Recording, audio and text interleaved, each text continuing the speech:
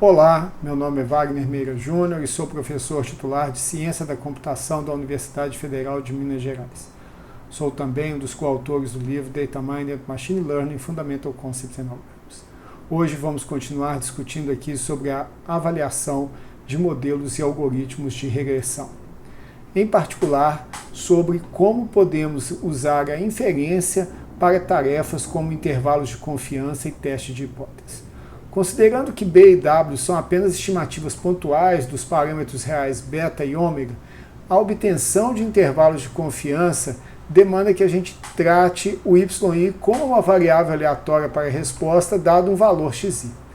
Essas variáveis aleatórias são todas independentes e identicamente distribuídas como um y maiúsculo, com o valor esperado sendo beta mais ômega xi, que são os parâmetros reais em geral desconhecidos, assim como a variância.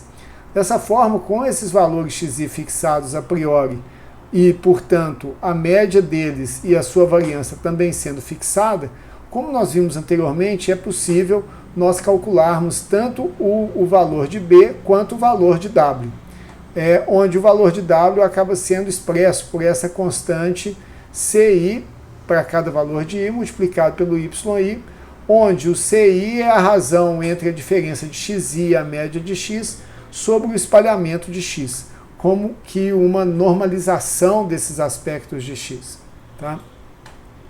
Nesse caso, o valor esperado de W, ele também é dado como é de W, expandindo essa proposta utilizando o CI, nós chegamos à conclusão que o valor esperado de W é o ômega, ou seja, o valor que nós queremos obter, utilizando a informação de que o somatório dos CIs é igual a zero, e que nos mostra que o W é um estimador não enviesado do parâmetro real, ômega, que é a resposta importante aqui.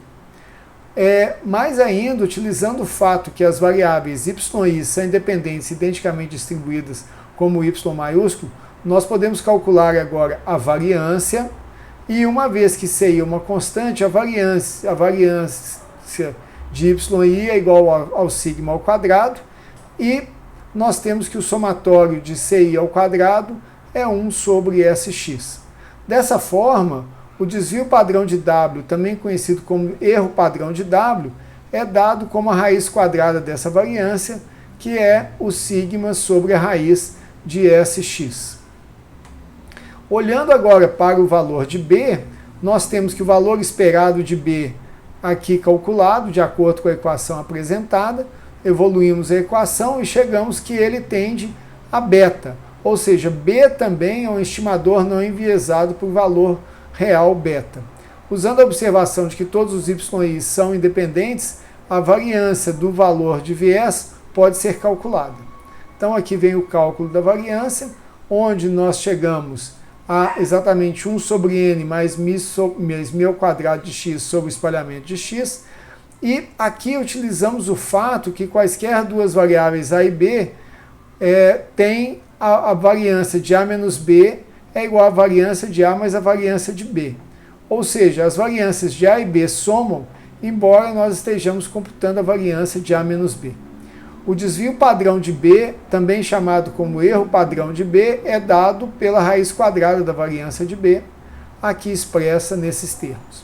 Esses elementos eles nos mostram como que a avaliação da inferência que pode ser feita em termos dos coeficientes e da variância pode nos ajudar. Nós também podemos verificar o quanto que W e B eles covariam. Então nós calculamos aqui a covariância entre W e B, e após algum algebrismo nós chegamos à conclusão que ela é o quê?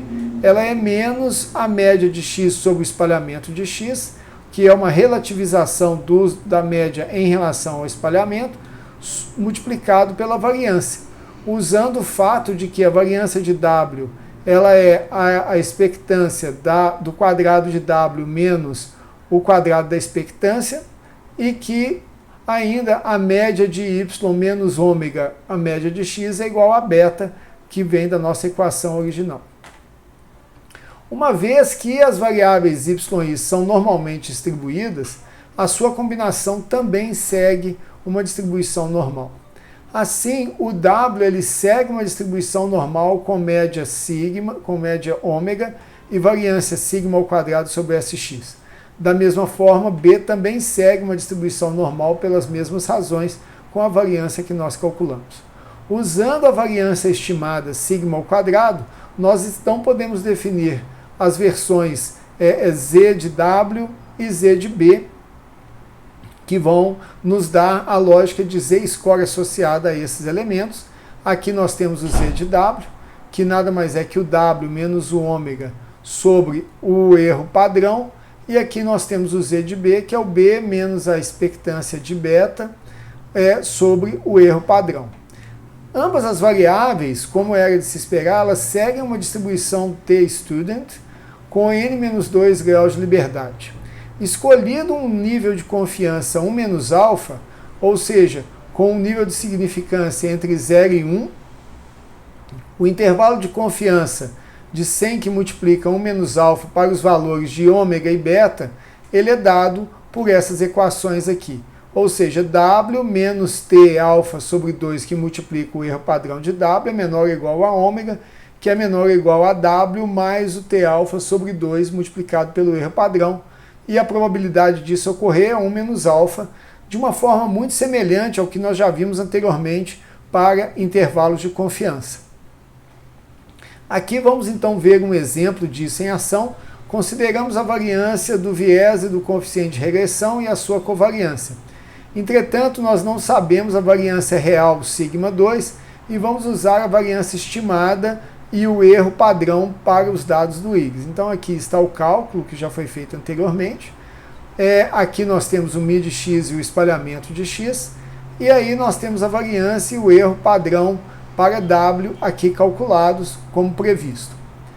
A variância estimada de B também pode ser calculada, está aqui apresentada, da mesma forma como foi descrito, e a covariância entre eles alcança esse valor de menos 3,473 vezes 10 a menos 4.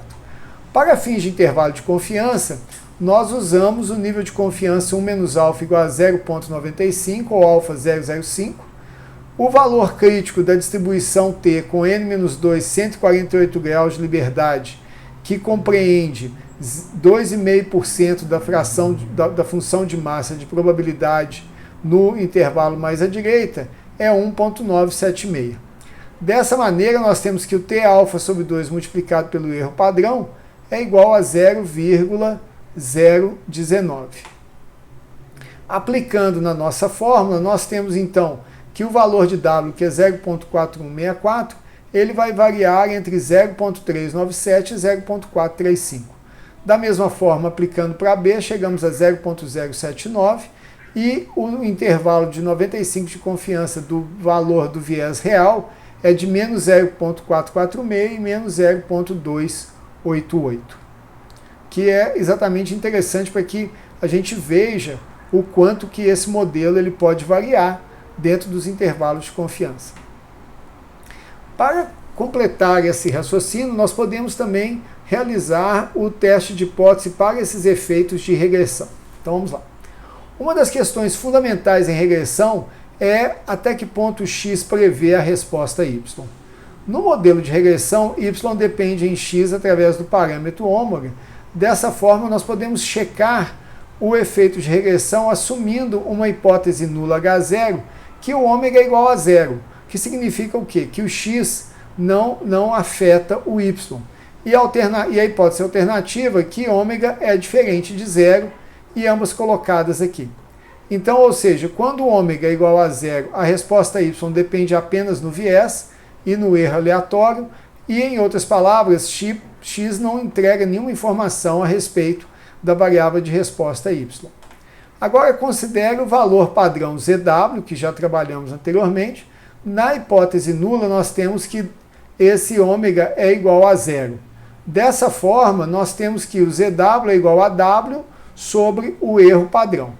Nós podemos então calcular o p-velho da estatística de ZW usando um teste pareado de duas caudas e através da distribuição T com n-2 graus de liberdade. Ou seja, dado um grau de significância alfa, por exemplo, 1/100%, nós rejeitamos a hipótese nula se o p-value é menor do que alfa.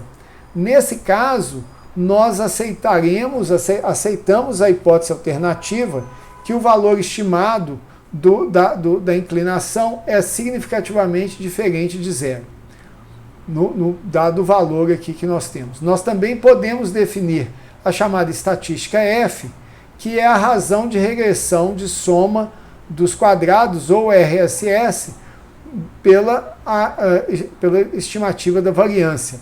Ou seja, nós temos aqui o RSS, que é exatamente a soma dos quadrados das diferenças entre os valores obtidos e a média de y, é o espalhamento dos valores obtidos em relação à média de y, dividido pela variância, que funciona como um efeito de normalização, que é a soma dos quadrados das diferenças entre os valores desejados e os valores obtidos, ou próximo do SSA, menos dessa divisão de n-2 aqui. Tá? Sobre a hipótese nula, nós podemos mostrar que a expectativa do RSS é igual à variância e também que a expectativa da variância é a própria variância. Assim, diante da hipótese nula, a estatística F tem um valor próximo de 1, o que indica que não tem uma relação entre a previsão e as variáveis de resposta. Por outro lado, se a hipótese alternativa é verdadeira, então a expectativa do RSS é que ela é maior ou igual que sigma ao quadrado, resultando em um valor de F maior. E, de fato, essa estatística F, ela segue uma distribuição F com n-2 graus de liberdade, e nós podemos rejeitar a hipótese nula que W é igual a zero se o p-value de F é menor que o nível de significância alfa, por exemplo, 0,01. Ou seja, vejam como é interessante o fato de que, a partir dessa hipótese que foi colocada e as atribuições que nós temos em termos da variância e do espalhamento, tanto dos pontos obtidos quanto dos pontos esperados, nós conseguimos avaliar se realmente a nossa regressão ela tem uma significância estatística. Bom, nós ainda podemos testar se o valor do viés é estatisticamente significativo com a mesma lógica, ou seja, se o valor dele é zero e a hipótese alternativa é que o valor não é igual a zero, usamos a mesma estratégia e, considerando que a expectativa de beta ela tende a zero, então esse se torna o valor do z de b, e usando o mesmo tipo de teste, nós podemos calcular o p-value de z de b, rejeitamos a hipótese se esse valor é menor do que o nível de significância alfa. Vendo isso num exemplo, considerando uma hipótese nula, nós temos sigma igual a zero, mais ainda a expectativa de sigma igual a zero, e a nossa variável zw, ela é dada então por w sobre o erro padrão, que é 43,32. Usando um teste pareado de duas caudas com n-2 graus de liberdade, nós encontramos que o p-value é muito próximo de zero. Uma vez que ele é bem menor do que 0,01, nós podemos concluir que observar um valor extremo de ZW é pouco provável diante da hipótese nula, e nessa forma nós podemos rejeitar a hipótese nula e aceitar a hipótese alternativa que o ômega é diferente de zero. Olhando a estatística, nós verificamos que o seu valor é 1,876 e que confirma que, não sendo próximo de 1, nós também temos essa característica da hipótese nula, porque a sua distribuição em termos de p-value aqui também tende a zero. Ou seja, tal valor da estatística F é extremamente raro e a gente pode rejeitar a hipótese nula, e, portanto, podemos dizer que o y depende em x, uma vez que ômega é diferente de zero. Fazemos a mesma coisa para o beta, onde obtemos o z de beta, que é menos 9,188, o p-value é 3,35 vezes 10 a menos 16, e, novamente, a hipótese nula se torna extremamente improvável e, portanto, nós podemos aceitar a hipótese alternativa de que o beta é diferente de zero. Uma outra avaliação interessante que nós podemos fazer é a respeito dos resíduos padronizados. Vamos entender qual é esse conceito. A nossa premissa a respeito dos erros εi é que eles são normalmente distribuídos com média zero e uma variância fixa σ2. Nós podemos examinar quão bem os erros residuais εi, ou seja, a diferença entre o valor desejado e o valor obtido, satisfazem a premissa de normalidade. A média dos εi é dada então como a expectância de εi, que é zero a partir desse algebrismo aqui.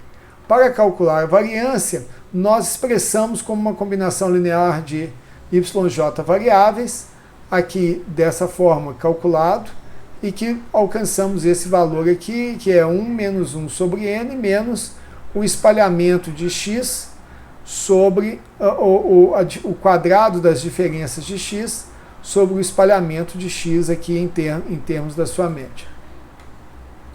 Assim, podemos definir o que se chama do resíduo padronizado εi estrela, dividindo o εi pelo seu desvio padrão após substituir σ2 pelo valor estimado σ chapéu 2. Ou seja, o σ estrela i, ele é a razão entre o σi e o erro padrão εi, aqui expresso. A ideia interessante a partir desses resíduos padronizados é que eles devem seguir uma distribuição normal padrão. Ou seja, nós podemos colocar num gráfico os resíduos padrão contra os quantis de uma distribuição normal padrão e checar se a normalidade ela realmente é satisfeita. Desvios significativos vão indicar que as premissas do nosso modelo podem não estar corretas e, portanto, o modelo ele é colocado sub júdice. Vamos dar um exemplo. Considere o íris com a variável prevista de comprimento da pétala, a variável resposta de largura da pétala, já falamos. O gráfico QQ contém no eixo Y a lista dos resíduos padrão ordenados do menor para o maior. O eixo X contém a lista dos quantis da distribuição normal padrão para a amostra de tamanho n, definida como I menos 0,5 sobre n, utilizando aqui a distribuição cumulativa inversa nesse caso. Assim, os valores Q são também ordenados em ordem crescente, e se os resíduos padrão seguem uma distribuição normal, então o plot QQ, o gráfico QQ, deve seguir uma linha reta. O gráfico de uma variável independente x versus os resíduos padrão também é instrutivo. Então aqui nós temos ambos os gráficos, esse é o gráfico QQ, e a ideia é que a ausência de uma tendência particular, ou um padrão nos resíduos, e os valores residuais sendo concentrados ao redor da média zero, com a maioria dos pontos sendo dois desvios padrões da média, é esperado uma vez que a gente vem de uma distribuição normal. Então aqui nós vemos que ele segue uma reta, né? E aqui nós vemos que os valores eles têm um certo espalhamento aqui, mas ainda assim nós temos uma boa, os resíduos eles nos mostram aqui que a regressão teve um bom valor. Bom, com isso nós concluímos esse vídeo e seguiremos no próximo falando sobre outros aspectos da avaliação de modelos de regressão.